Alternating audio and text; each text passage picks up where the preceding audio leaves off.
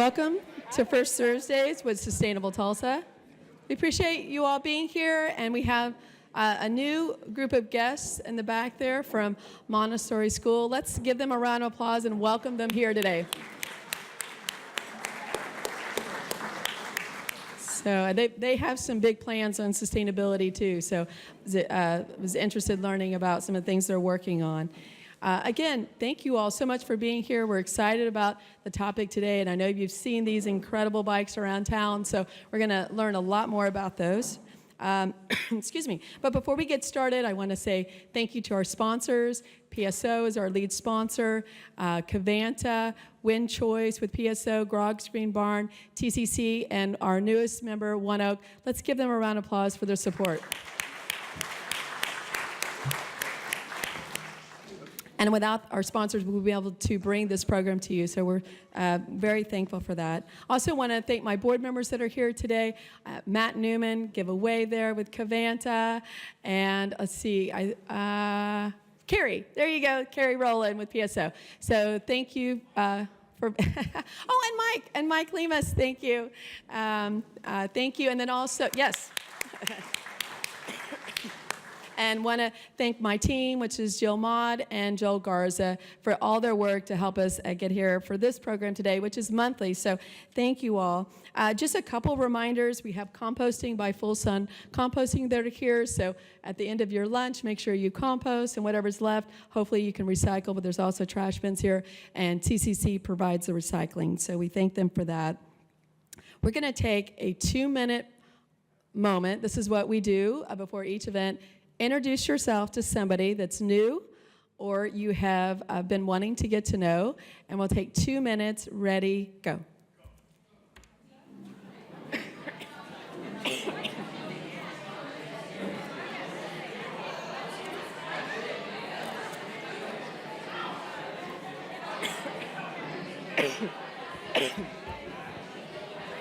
Hi, I'm Jill.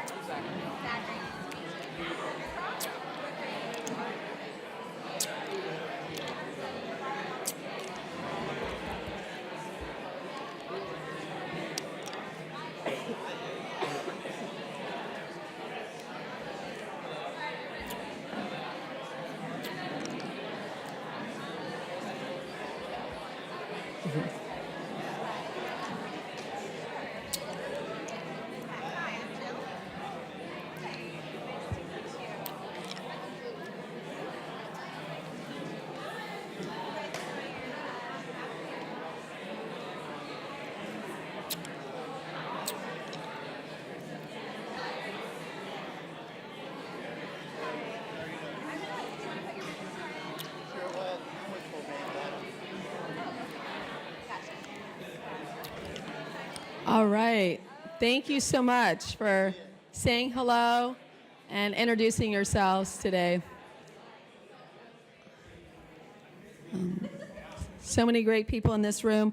And again, if this is your first time, we meet here the first Thursday of every month. And if you were thinking, well, why are some people have lunches today? Well, it's because they pre-ordered. So if you want to have lunch, pre-order with us with Chimera. We'll make sure it's here for you. Or you're welcome to bring your own lunch. All is good there. So just to give you that quick update. Also, we have a big event happening. Recharge. It's our first fundraiser that we've done by ourselves totally. It'll be at Kane's Ballroom on September 14th, and we want you to be there. So if you haven't, so a couple things. One, you could be a sponsor, still time.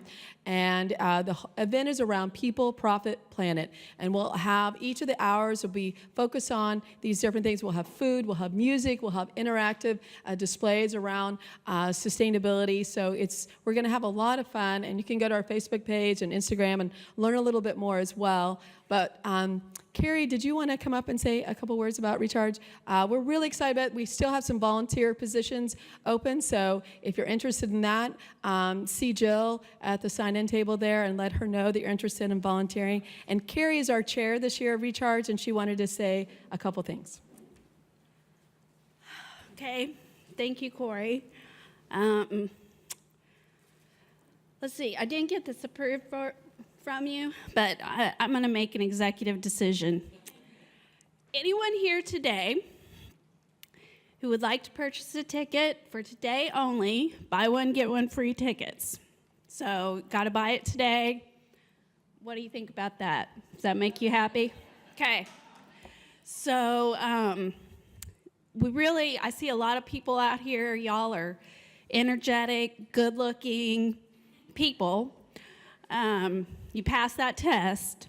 So we really need you to come to this event because we want it to be fun, exciting, and we want people to party their S off. So please buy your ticket today. Buy one, get one free. Thank you.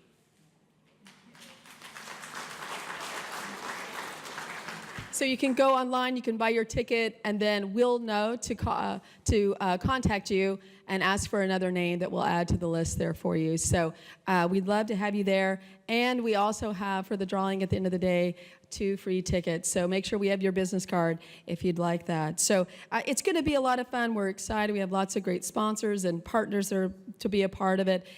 So make sure you go to our website and click on Recharge and learn a little bit more about it. Just last week, we in this very same room, we celebrated our scorecard final event. And just a real quick update on that. We had 34 companies that we verified in our scorecard program. And these 34 companies collectively did over 1,300 action items toward their triple bottom line through our scorecard tool.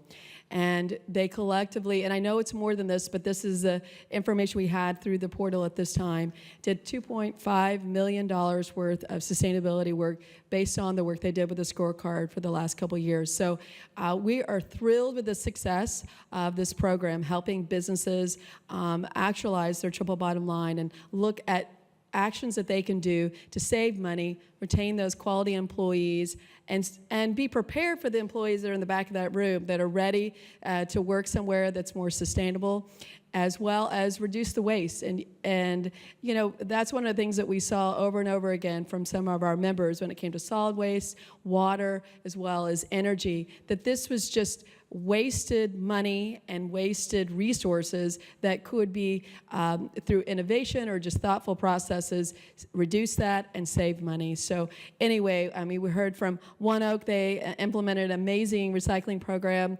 I think I'm going to get these numbers right, where they were recycling a ton a year, and then they re-engaged their recycling program, and it was 8 tons in 3 weeks. Did I get the numbers right on that? 80 tons? Wow, that's amazing. Let's give them a round of applause. Way to go. And Cavanta, Matt Newman, they were our top performer. They were our platinum, and they did over 120 odd items in the scorecard. So way to go, Cavanta.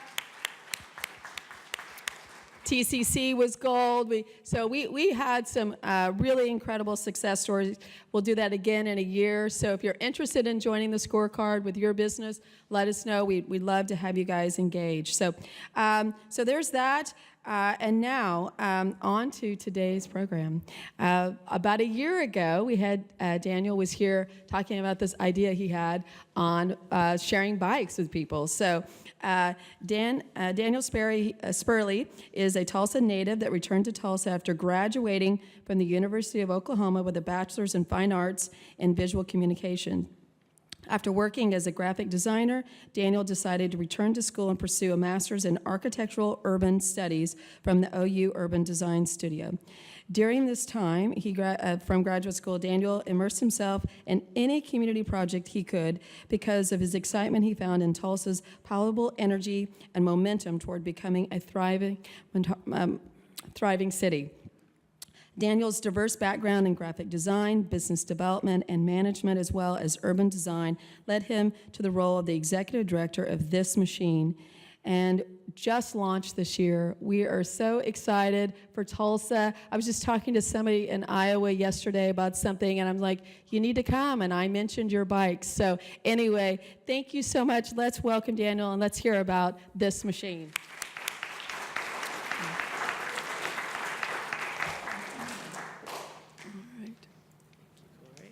There we go. Awesome. Okay. All right. Thank you, Corey. Okay.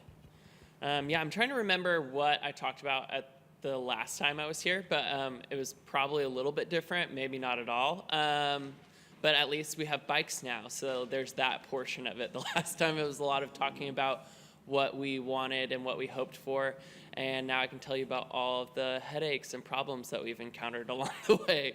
So that being said, I'll give a brief overview. I think this is really interesting to hear, is that really my time with Bike-Share started in 2016 in August, but this effort was started in 2014. Public initiatives, public-private partnerships, a lot of effort from a lot of people go into this. So the one thing I've heard the most over the last 2 years from pretty much everyone is good things take time. I'm a little bit impatient, and I'm learning that this is just kind of how things go. And there's a lot of, when you have this many community partners or this many stakeholders or this many players in something, it dominoes a lot of the time. And here we are now in 2018, finally launched when we really originally planned to launch last April. So it's been a long time coming. So April of 16 is when the Bike-Share nonprofit was actually formed. So that was really after INCOG had gone through an initiative with Alta Planning, which is a consulting firm out of Philadelphia, Portland. They really have offices all over the place, but they were kind of the first people to launch a bike-sharing system in North America of a large scale. I should say Tulsa, if you guys aren't aware, the Warren Foundation and the St. Francis Health Systems actually launched the first bike-sharing service in North America, which most of you probably know as the Pink Bikes on the River. It does have a name. It's called the Tulsa Townies. It's still there. But it's actually really, really cool to know that Tulsa was really the first at doing something in the United States, and not even just in the United States, but in North America. So the Warren Foundation worked with a vendor out of Canada to actually develop the first self-automated bike-sharing service and bring that to Tulsa. And that really is still pretty widely used. Now we're already experiencing the confusion between our bikes and those bikes because we do share the same primary sponsor. But that being said, we can get into more of that a little bit later. So we went right into a RFP process in 16 for 108 bikes and 12 stations.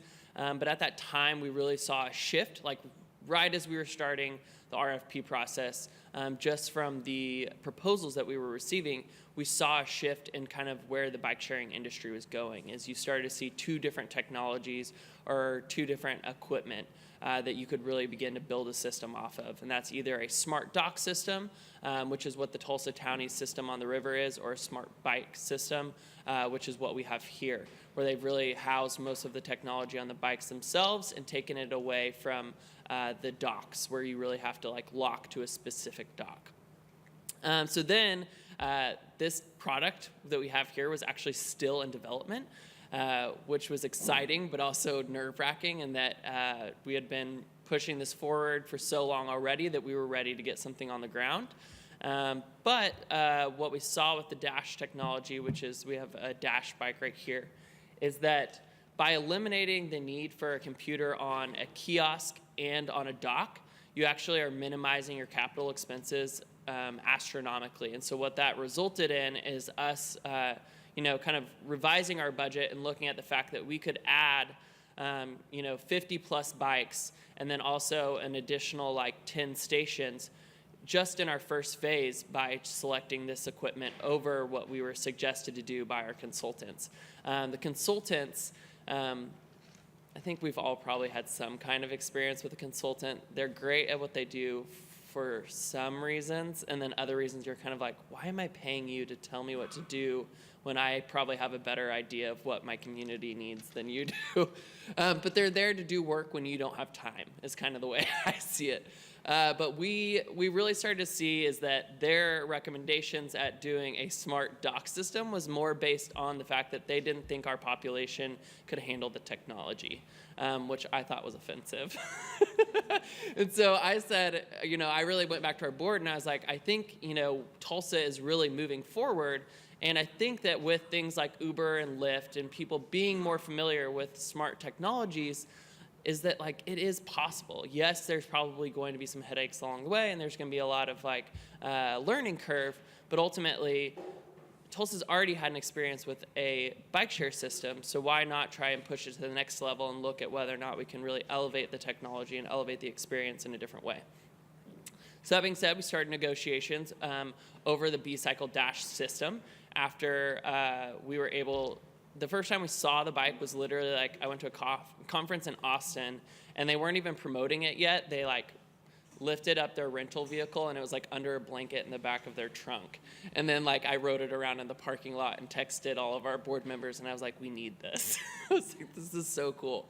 So then really we like came back, basically wiped our like original RFP and started looking at negotiating with B-Cycle, our vendor, over the purchase of 160 bikes. And our original plan was really to look at doing 20 stations. What it ended up being was 160 and 24 stations.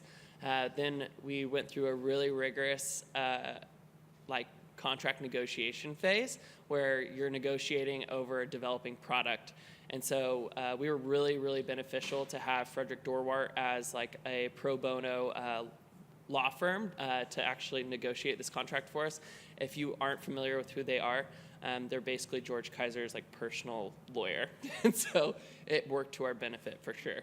I actually had the CEO of our company call and be like, your lawyer's crazy. And I was like, I know. It's great, isn't it? I was like, we're going to be protected for sure. And really what we wanted there is to make sure that we were putting standards in place in terms of operations that they had to meet. So knowing that there was a developing technology, you know that headaches are going to rise, but you want to be able to hold your vendor to a standard and ensure that like your investment is going to get the attention that it deserves. So then we signed the contract in August of 17, expecting our equipment to actually be delivered in November. So at this point, we've already kind of pushed our launch date back. We knew that with an expected delivery date of November is that we weren't going to want to launch until probably March, just because it gets cold, people aren't really going to ride, and we really wanted to make a big splash and make sure that it was kind of during a time that was going to be enjoyable. We ended up launching in July, probably not also an enjoyable time to launch a bike share system because it's hot. But then our equipment actually ended up arriving in May of 18 because we ran into the technology that is housed on the bike itself is actually a third-party vendor that develops that. And of course, apparently the car industry bought too many parts, and so then our order got delayed because their third-party vendor delayed their delivery of the smart kits. So we got the bikes, and then we were really waiting for the technology to arrive because without it, the bikes don't really operate. So that's kind of a big overview. So like I said, we originally planned to do phase 1 with 108 bikes and 12 stations just within the IDL. And then phase 2 was going to expand outside the IDL, looking at connections to Brookside, Cherry Street, et cetera. A lot of things have happened in this in-between time between, November of 2015 when this original plan was finished and now. So it's kind of funny to see how much has changed in our operational strategy and looking at where we kind of want to place emphasis on in order to build out the network. So really, when we were starting to evaluate technologies and looking at what we needed to do is we kind of always, as a nonprofit, you want to bring it back to your mission. And so the mission of Tulsa Bike Share, which is really what the original nonprofit was formed under, is to provide a high-quality, convenient, and affordable bicycle transit system that will connect people to where they live, work, and play. A big part of why we decided to go with this is that we saw a lack of connection points with that other technology, is that with only 12 stations downtown, you weren't really going to be able to provide enough emphasis within your immediate service area to probably actually provide this as an option that works for someone. You want to provide connection points to high points of activity or to high employment centers, and a lot of what this original plan by the consultants suggested was looking at placing stations outside of all of our high-rise towers. I think a lot of you can assume why that's maybe an issue in my eyes, and I think a lot of our board members, is that although we have a lot of employment downtown, a lot of people don't live downtown. So these are people that drive in at 8 a.m. and leave at 5 p.m. And so you're not really probably going to see a lot of high ridership from a commuter population that works in the high rises. There was one in the Brady Arts District. I know that Corey's down there with me at 36 Degrees North frequently, and it was silly to me to look at this original plan and go, why do we have one station in kind of your thriving entertainment district with a thriving entrepreneurial hub and a lot of people that would be like all over this. And now looking at our membership, you can see that a lot of them are members also of 36 Degrees North. It's not because I office there, I promise. It's because I think this is the population that is your early adopters, and so we wanted to work with them directly. So really when we were looking at the benefits of Dash 2 is that we had the ability to really promote innovation within a very specific industry that Tulsa already has a place in. So that conference I mentioned in August, I was literally approached by multiple people from Boston and LA and Canada being like, do you still have that Tulsa Townie system on the river? And I'm going, wow, people in our own community don't know what that is. And now I have people from these large metropolitan areas asking me if this is still in operation. But it's because they know about what Tulsa has done to bring that to America and to North America from years ago. So that's now been operating for 11 years. And the second system to launch in North America after that, I believe, wasn't until, so that was 2007. The next one was like late 2008. So now we're looking at almost halfway of implementation for phase 1. So we're looking at 160 bikes, 24 stations, 19 of which are located like kind of right within the IDL, including the Oklahoma State University and the Greenwood Cultural Center, but then also looking at now connections to 11th Street, and which now we're kind of projecting in phase 2, our ultimate goal is going to be 300 plus bikes and 40 stations, obviously all dependent on my awesome capabilities of fundraising. So phase 1 implementation. It is terrifying, let me tell you, when you get 160 boxes like this show up in a warehouse and you're kind of like, oh crap, it just got real. So we had like 3 unboxing events.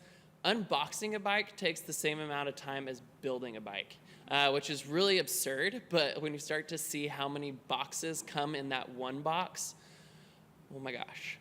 So also thank you to the Met Recycling, amazing people. So talking about sustainability, they came out to our warehouse maybe twice a week for like 4 weeks, just to like get rid of cardboard because we were running out of space really, really quick. So this is me standing in the middle of a room smiling, but internally I was kind of like freaking out, being like, how the heck am I gonna do this when at this point in time where this picture was taken, we didn't have any staff. So I was sitting here going, okay, we're gonna need a lot of volunteers. So then looking at, we did 3 separate unboxing events, which was literally just us taking boxes or bikes out of boxes and arranging the warehouse for building. And then we did 3 separate bike building events. When I say one bike is 35 to 45 minutes to build, that is really to get it to the point where there you can do a safety check, but then also install the smart kit. Installing a smart kit actually takes about an hour and a half. And so also that 35 to 45 minutes for building a bike is like an experienced builder. So this is someone who knows how to build. So when we were doing these bike build events, it was probably on average like hour and 15, hour and 30 minutes for someone who was learning that day and probably didn't come back because they were like, this is too much work. So then so many bikes is probably all we said for like a week, is you would try and build someday and feel like you got nothing done. And then you would look at this picture in the bottom left corner and just be like, wow, we still have more to go. And then also at that time, there were still boxes. So we were just trying to get bikes built, but then also realizing we needed to build bikes in order to make room to actually unbox the rest of the bikes. The top corner, as you can see, these are kind of all the smaller components that come, and these are some of our volunteers drowning in those boxes. another thing is decaling a bike altogether, probably another 35, 45 minutes between all of the side panels, the triangular pieces, the shroud, or the handlebars, as we call it. We actually had originally one design that we released that we thought was going to be the design of the bike, and doing just the down tube took 15 to 20 minutes to decal, and so we actually scrapped that and said, screw that, we're not doing that. And so we just bought simple clear stickers with this machine and slapped them on the side of the bike, and it looks great, and we're really happy with it because it takes a lot less time. So then July 27th, we actually launched. We did not get to launch with our full scale phase 1 like we planned because of the amount of time that it takes to build a bike. This is one where our vendor is also learning a lot of these things as we go. So they had projections on what they thought it would take. We thought it was going to take a lot less time. I think that they were probably a little overwhelmed at that point too, because they had just got done with a launch in Memphis of 300 bikes.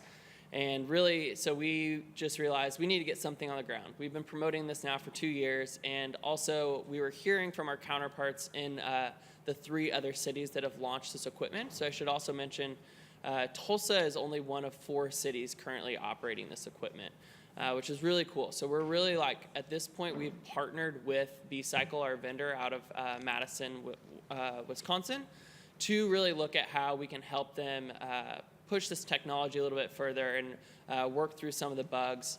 That's been a process in and of itself too, but it's also kind of what we signed up for with the developing technology. And B-Cycle is a subsidiary of Trek Company. So if you want to think about it like this, is Trek really just manufactures the bikes, and then B-Cycle is a tech company. So they're developing the operating technology while Trek is manufacturing these really world-class bikes, which was a big reason why we bought into the technology itself, is we knew that the ride is going to be really comfortable, it's going to be high quality, so we knew that there was probably going to be some hiccups in the technology and how it operates along the way, but ultimately, as long as the ride was going to be comfortable and useful to someone, we felt good about that. So this is crazy to think that we only launched with 75 bikes and 6 stations ultimately in the Arts District on launch day. And then now here we are in September, and we've only incrementally moved forward, but I can wholeheartedly blame that mostly on rain at this point, which feels pretty good. It has been a really strange August. We've had a lot of rain, and we can't install stations because they require concrete. Also, a fun thing from launch day, I've had to add this in here just because I feel like it's too timely. My friend made this meme, but with everything in the news over the last few days, I just felt like it was pretty funny because our polos are Adidas, but my friend just really wanted GT to say that he's a Nike guy, which I appreciate. That being said, so here we are, phase 1. We now have 80 bikes on the ground, 11 stations. As of tomorrow, we are hoping to actually have 100 bikes on the ground for the Gathering Place opening on Saturday. So that was one thing that we didn't expect, is to actually have stations at the Gathering Place upon opening. But we actually will have 3 stations there, and we'll have about 37 bikes that live and breathe at the Gathering Place. And then now we're kind of looking at trying to fill in those gaps over the next few months by making sure that there's some good connection points between downtown and the Gathering Place. A few of our lessons learned, asphalt is the worst substance on the planet, is my personal belief, and if it could go away, that'd be great, but it probably won't. ADA compliance is really hard when no one else is held to that standard. I'm sure if you were to walk around downtown with the eyes of ADA compliance in mind, I don't know how many of you are aware of this, but no one's complying with ADA in Tulsa. And it's hard when you're being held to that standard to think about how you don't impede on ADA when there basically is in any way not to impede on it. But we are doing our absolute best. Also, the developing technology does have bugs, and so I think our biggest point right now is we're trying to learn how best to communicate that and work with people through that. It really has mostly resulted in me and our operations coordinator, Rachel, forwarding all of the calls through our customer service line to our cell phone, because we're almost always out in the field at this point, either looking at bikes or trying to get another station on the ground, or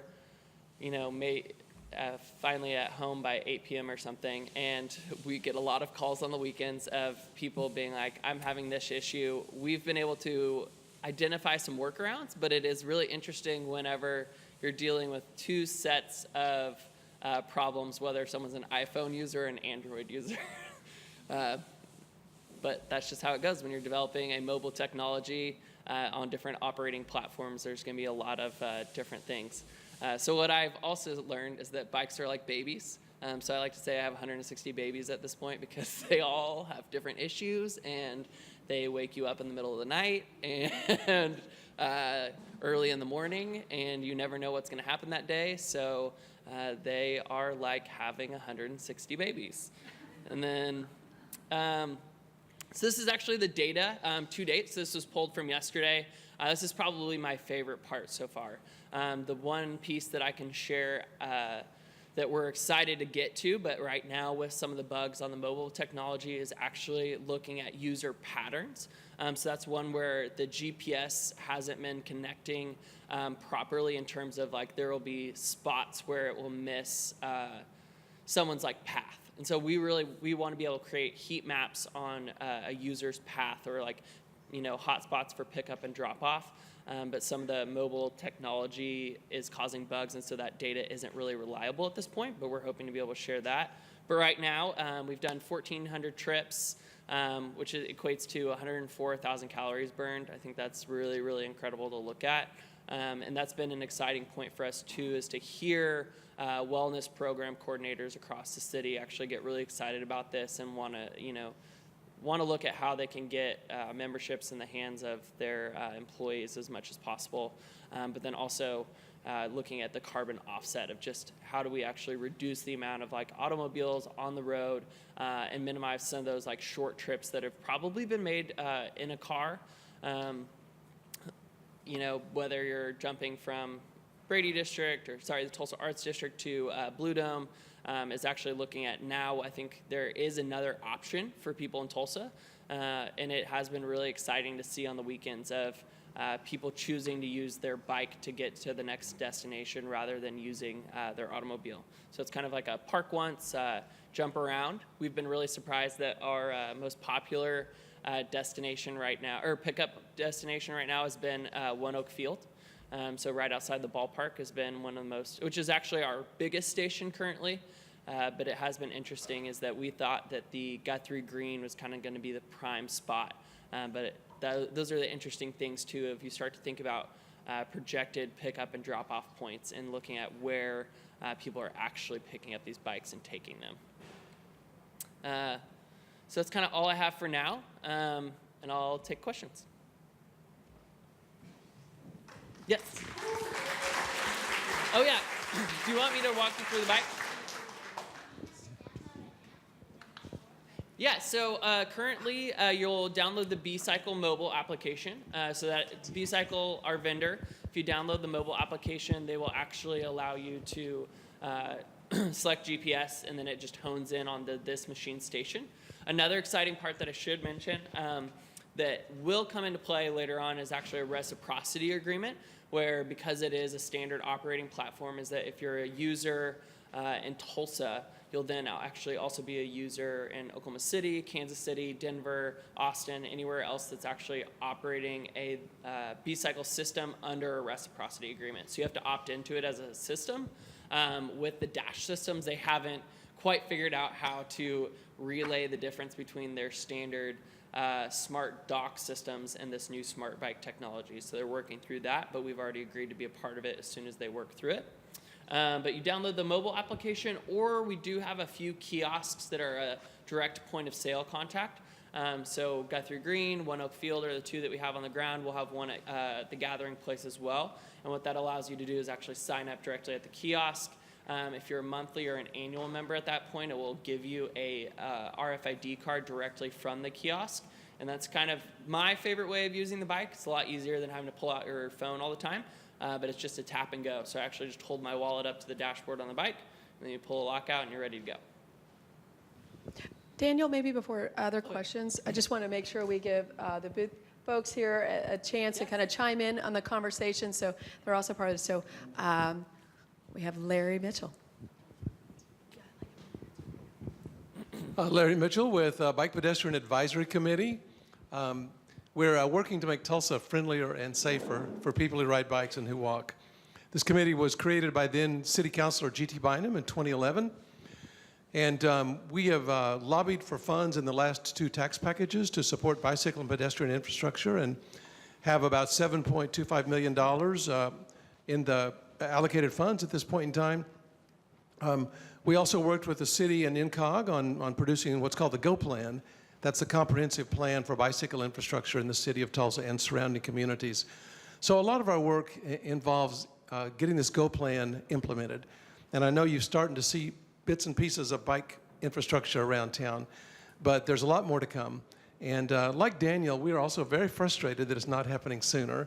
And we had hoped that downtown, inside the idea, the striping there would begin in the fall of 2016.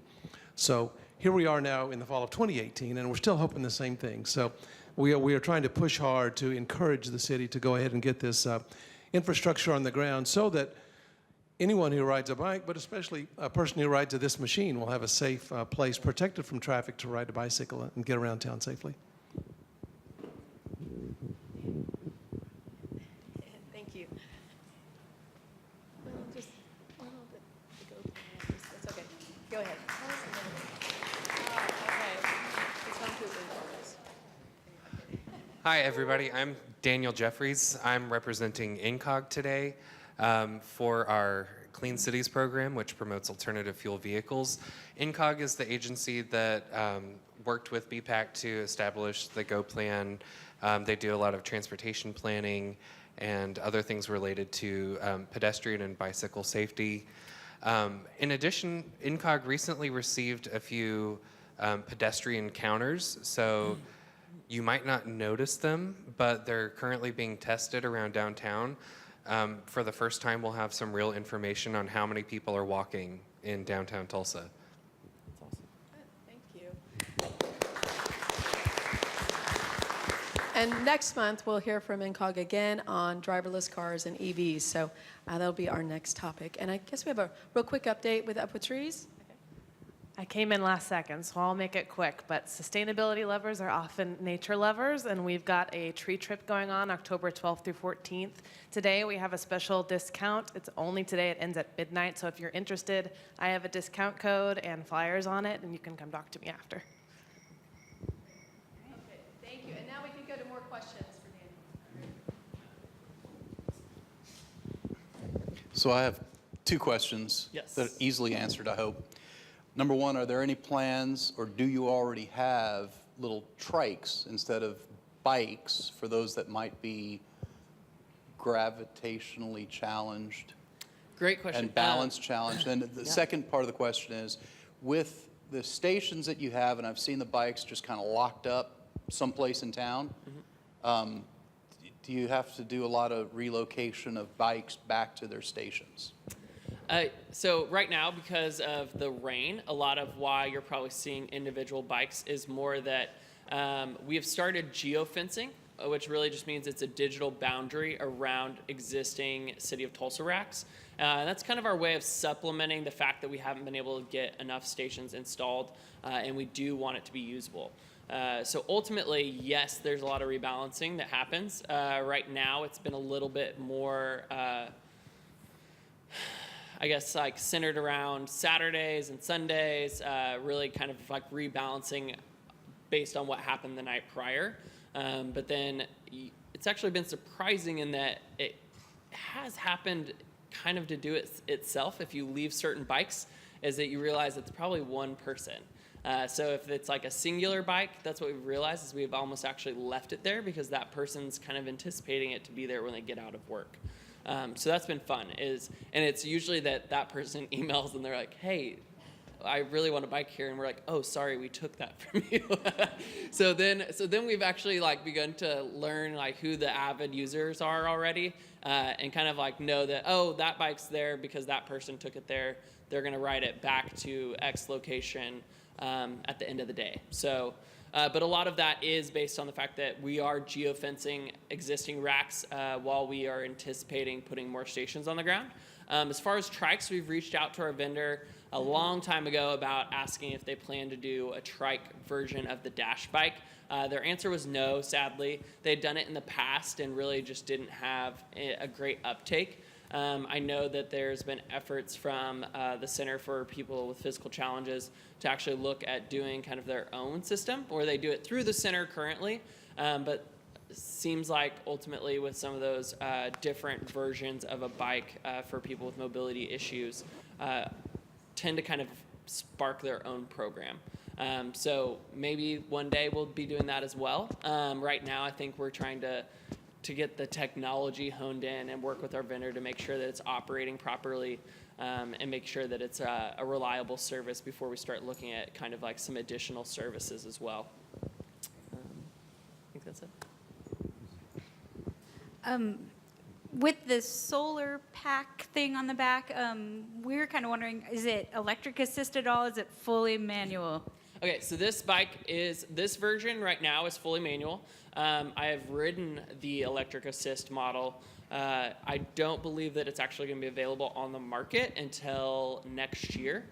So currently the solar pack on the back, or actually the Biby box as they call it, is really just to provide additional batteries for the onboard technology. So there's no power source outside of the batteries itself, and so really that solar panel is just charging those batteries, and then the box actually has 2 additional ones that act as backup. It's where a lot of our manpower actually has been going because of the rain, is we do a lot of battery swaps. Pretty much every day we're probably switching out 20 to 30 batteries just to ensure that those bikes don't go off the network. Good. I went on the app and it seems pretty easy to do. The one thing that was confusing is like I went and like tried to like sign up and it gave me like a bunch of options. Yep. And like it didn't explain them, and then I had to like get to your website and then explain them. But I really like this idea that you're doing like a founding member right now. Yes. I think you should tell people about that because that's awesome. No, yeah, we're and I think a lot of also is, I should also preface that we haven't done a lot of communications, and that we know that the people that are going to uptake on this right now are probably going to be your early adopters, and so.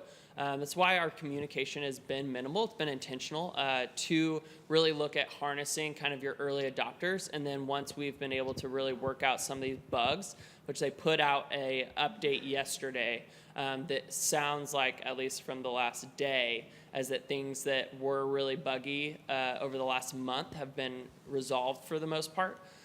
So that being said, is we're kind of going to do a big membership push once all the stations are on the ground. So we are offering a founding member, which is $125 versus $100. You get a bunch of swag with it, but that also ups your available ride time from 30 minutes to 45 minutes per trip. So we think that this is probably going to be for someone that maybe lives closer to Midtown or maybe just likes to go on longer rides.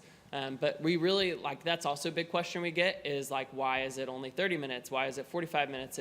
That's been fun as we refund a lot of people, and then it gives us an opportunity to actually talk about the use of the system and why it is. Tulsa's not really used to this idea of bikes being a form of transit.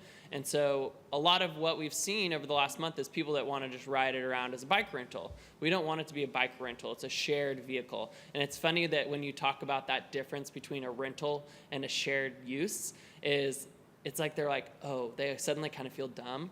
And that's not our intention, but they're like, oh, I get it. Like, this is meant to be shared and it's not mine. I'm not keeping it.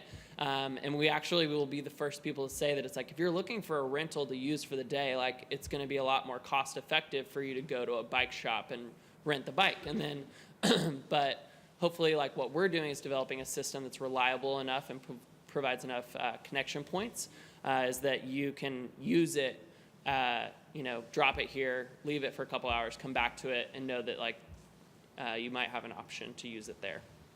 But if you're looking for something to ride around for a couple hours, A, the bike's really heavy, your legs are probably going to get tired, and B, that's not really the intention. Yes.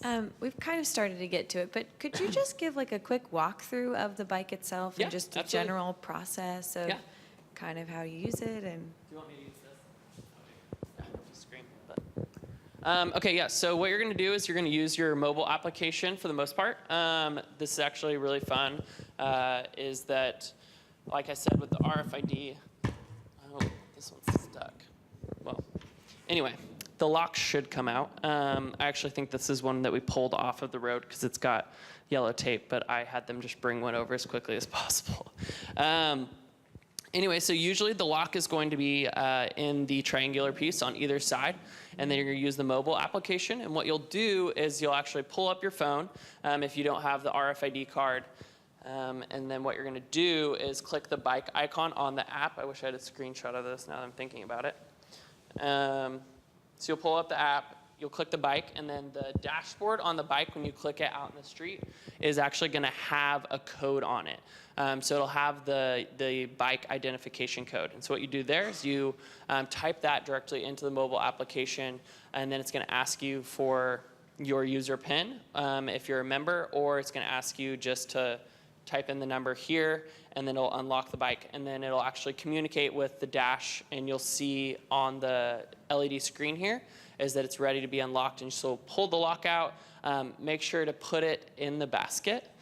So this was a funny one, as we had heard from Memphis, our counterparts there, that they had had a lot of problems with people leaving the locks behind. And so they actually created stickers to put inside the basket to remind people. But then we were sitting here going, we haven't had anybody do that up until Saturday. Someone did it on Saturday, 2 people. And I've been giving them a lot of crap for it because they're my friends. They're like, we didn't know, but they just left the locks like laying on the ground. And I was like, what'd you expect the locks to do? Just to sit there? And they're like, we weren't thinking. And I was like, clearly. Anyway, so then what it's going to do on the dashboard is it'll start your ride. So it'll actually start a timer, a distance counter as well. And so then you're just free to ride. It's got 8 gears. So the shifter's right here. It's got a nifty bell as well. It is not electric assist, unfortunately. That is coming up. We do think that that's going to be a really transformative option in terms of maybe utilizing these for a longer distance transit. So looking at maybe coming from some of our more midtown locations in the future to downtown, you're probably going to want the assist just because they are heavy. I know that my ops coordinator and I did one day where we were riding around downtown doing kind of like last minute site visits to look at locations for an hour. And by the end of it, it was like a good workout. I mean, it was significant. But then once you're done, on the mobile application, it's going to identify those geofence zones, or a hub as they're called within the mobile application, and then also the actual individual stations. So we do encourage our users through our pricing structure to actually park the bike in a designated station. And what that looks like, or in a hub. So a hub is really a designated pickup or drop-off point. Usually closely located to a designated station because us having to go and rebalance is really like manual labor or, costly labor. And so that is why that's in place, is for us to actually encourage users to behave in a certain way. And so you'll go up to a station, or what really just looks like a traditional U-rack with one of our map panels. You'll go up, you'll park the bike next to the rack, and then you can actually just slide the U-lock in on either side of the bike.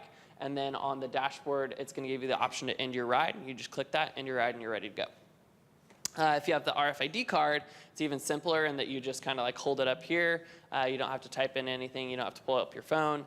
And then it's just going to unlock the bike. You'll be able to pull the lock out, throw it in, and then you can go. Same thing, come up to a station, lock the bike again, hit and ride, and then you're free. Did that answer most of it? Yeah. Yes? It seems like the bike share idea works really well with car shares and scooter shares and stuff. Yes. Are Other things are coming to Tulsa. So that's actually been another thing that we have put a lot of effort in, as a nonprofit public-private partnership with the city, is we've been looking at actually being kind of being the experts in the shared space, I think, for the community, as we've looked at we've drafted a policy that started as just a ordinance that we were proposing to the city based on shared bikes. A lot of things have changed in the 6 months that we started working with the city and city legal on that. Scooters, e-bikes, e-scooters, all of this kind of really started to become a lot more prominent in the last 6 months. So that has now shifted to just a shared use ordinance. And I will say that once that is passed, it is very likely that there will be bird scooters here within like a matter of weeks. So they showed up in Oklahoma City, kind of like unannounced. Tulsa's leadership was like, please don't do that to us. Like, we're working on this already. Just like, be patient. You can have an impact, and like, we'll listen to what you think should be included in this ordinance. But that being said, haven't heard anything about car share in a while. I know that before Kathy Taylor left the mayor's office, that was a big push of hers. I know that there was like 3 companies looking at potentially operating in Tulsa, but I haven't heard anything since then. But yes, scooters are probably going to be the next big one. And that might be followed by another bike share operator. That being said, if I see any of you on one of their bikes, I'm coming for you.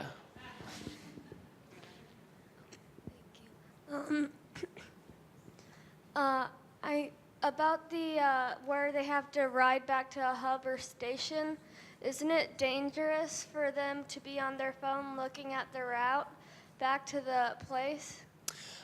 So ideally, I would hope that they're not looking at their phone.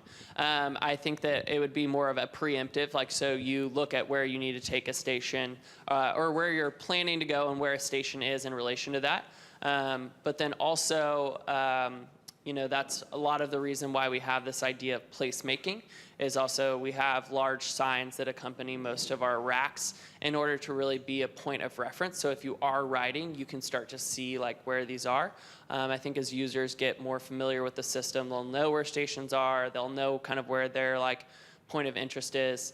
But then also an exciting part that was released as part of that update on Tuesday was actually turn-by-turn navigation on the dashboard.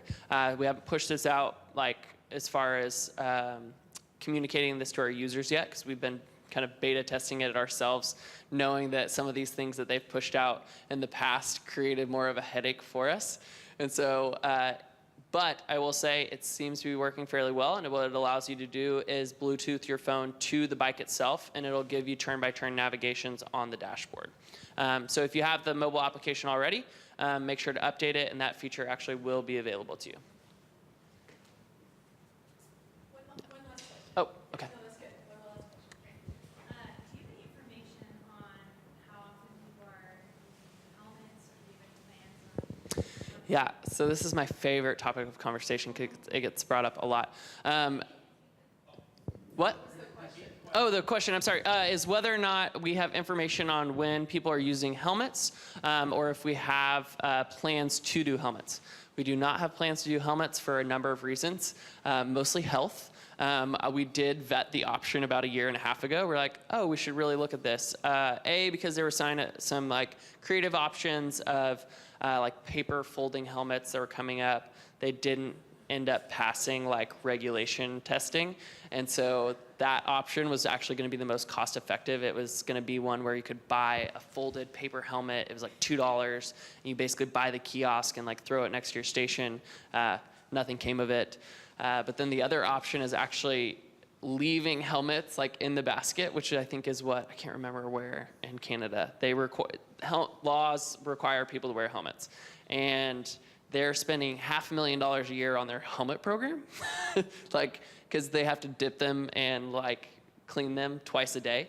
And so the manpower that's required to go and like have people clean helmets and make sure that they're sanitary, very, very expensive. That being said, we also learned that if we like want to provide helmets or sell helmets, is that it ups our insurance premium like astronomically, which is so weird. So another weird thing, insurance, just really bizarre. But then you get into the standards of the helmet and like what standards have this helmet met, and then like, why are you charging, and are you selling it, are you making profit, are you just, yeah. So right now, what we're trying to do is actually just partner with the bike shops, and we do have the capability of doing kind of like push notifications based on proximity, and we kind of like hope to use that as a push to purchase a helmet, walk in if you have your membership, 10% off here or 10% off here. And so really trying to push people to the bike shops if they're wanting a helmet and being able to get a discount based on their use for bike share. Let's give Daniel a round of applause. Thank you.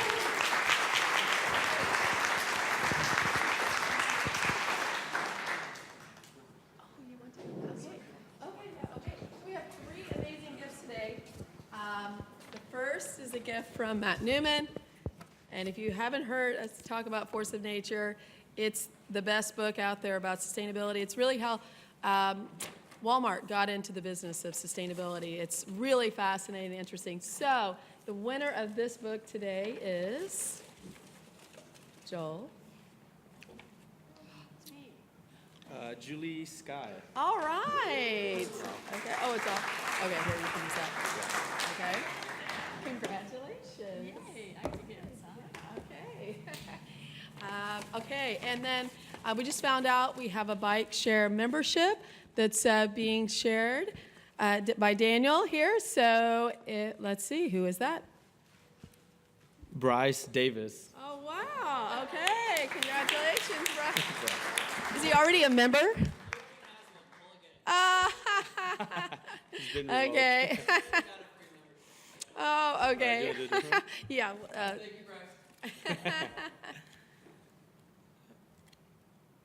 Keith Betty. I think he already left. You have to be present to win. Okay, who else? Right. Who else? Who else? Hey. Jeremy Atkins. Hey, all right. Membership. Jeremy. All right, Jeremy. Okay. And then the last is for 2 tickets to Recharge. So, who is it? Michael Patton. Okay. All right. All right. Thank you all so much. We'll see you next time.